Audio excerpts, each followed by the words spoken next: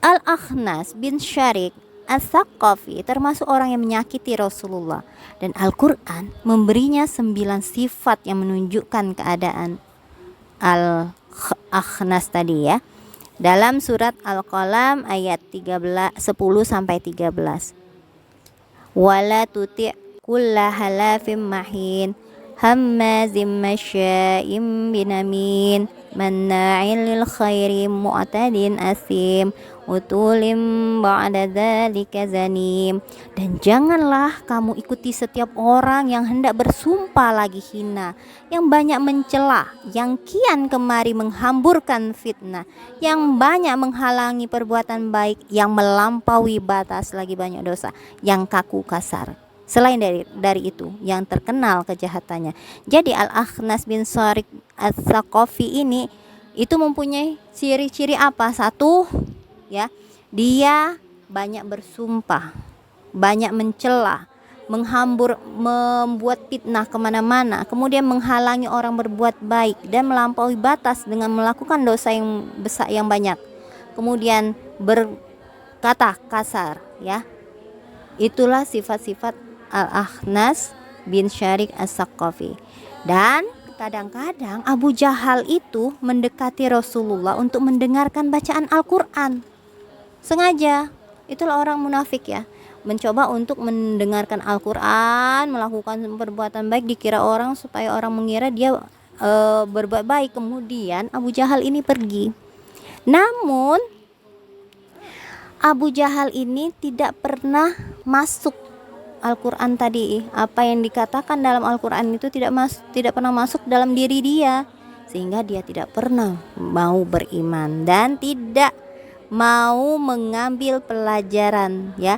Dia tetap mengganggu dengan kata-katanya, ya, kepada Rasulullah, kepada orang-orang Islam lainnya. Kemudian ia pergi menyombongkan dirinya dan bangga karena telah berbuat jahat. Wah, hebat katanya, mengganggu Rasulullah itu adalah kehebatan yang luar biasa ya. Inilah ya. Nah, karena sifatnya Abu Jahal ini, Allah turunkan ya ayat yang berkata tentang Abu Jahal ini. Ini surat Al-Qiyamah ayat 31 sampai 35. Fala saddaqa wala sallah walakin kadzdzaba wa tawalla thumma dhahaba ila ahlihi yatamatta aula laka fa aula thumma aula laka fa aula.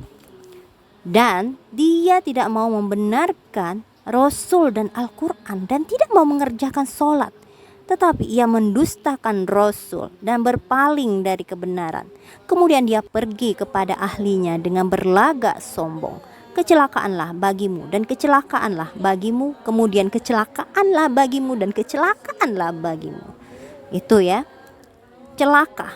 Jadi Allah itu akan memberikan kecelakaan, kesengsaraan untuk Abu Lahab. Bukan Abu Lahab, untuk Abu Jahal ya. Abu Jahal selalu menghalangi Rasulullah sejak pertama kali dia melihat Rasulullah itu sholat di Masjidil Haram ya.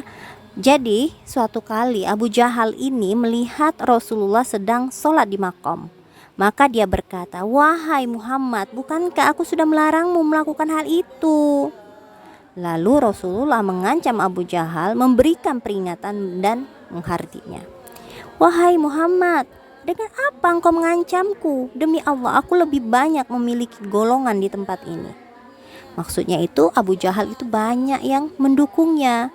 Jadi untuk apa mengancam dia kayak gitu kan? Maka Allah turunkan surat Al-Alaq ayat 17. Falyada'una dia, maka biarlah dia memanggil golongannya untuk menolongnya. Nanti tidak akan bisa menolongnya ya.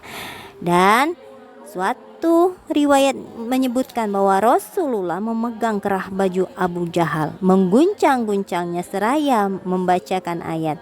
Kemudian kecelakaanlah bagimu dan kecelakaanlah bagimu. Surat Al-Qiyamah tadi ya. Abu Jahal berkata, apakah engkau mengancamku wahai Muhammad? Demi Allah, engkau tidak akan sanggup berbuat sesuatu. Begitu pula Tuhanmu. Akulah orang yang paling mulia yang berjalan di antara dua bukit. Sombongnya kelihatan ya. Itu.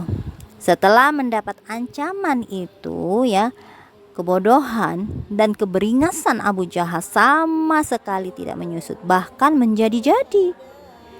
Muslim mentakharijkan dari Abu Hurairah, dia berkata, Abu Jahal bertanya, wahai Muhammad, berani menutup mukanya di depan kalian?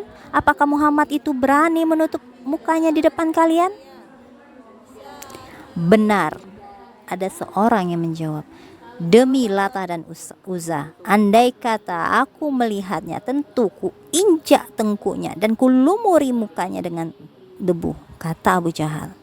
Lalu dia menemui Rasulullah yang sedang sholat. Dia bermaksud akan menginjak tengkuk beliau. Namun tak kala tiba-tiba beberapa orang muncul, dia justru mundur ke belakang dan beberapa langkah lalu meremas tangannya karena kesal ya, geram. Ada apa dengan dirimu wahai Abul Hakam? Mereka bertanya. Orang-orang Quraisy itu bertanya kepada Abu Jahal, apakah dia dan diriku seperti ada parit dari api dan mereka itu merupakan sayapnya? Maksudnya itu, apakah antara Abu Jahal dengan Rasulullah itu ada parit dari api sehingga tidak bisa dijangkau oleh Abu Jahal? Apakah orang-orang yang datang itu adalah sayap-sayapnya Rasulullah? Maka beliau bersabda, andai kata dia mendekatiku, tentu para malaikat akan menyambarnya sepotong demi sepotong. Jadi Rasulullah itu meyakini bahwa ketika orang hendak menyakiti beliau, maka malaikat-malaikat itu pasti akan menolongnya. Ya, gangguan dan siksa-siksaan yang seperti ini tidak begitu berarti bagi diri Rasulullah, karena beliau memiliki kepribadian yang berwibawa, dihormati setiap orang ya. Di samping itu, beliau masih mendapat perlindungan dari Abu Thalib yang disegani oleh orang-orang Mekah pada saat itu ya.